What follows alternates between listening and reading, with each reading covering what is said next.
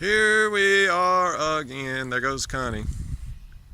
She reluctantly let me take a picture. But you wanted to see some houses around. There's this. This one's coming along pretty well over here. And probably there's another house there. I guess you want to kind of see what the property line is over here. So we'll follow Connie, see if I can step on a nail or two through a mud puddle.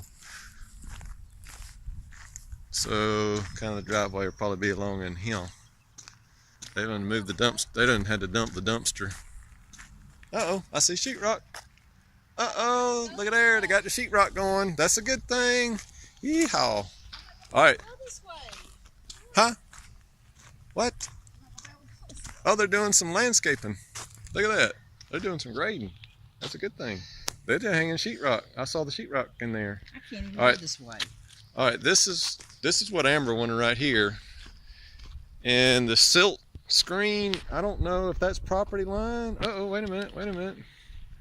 I might see some stakes down here. I'm trying not to get my feet muddy, but see those stakes right down there? Right there? Is that property line? Surely not.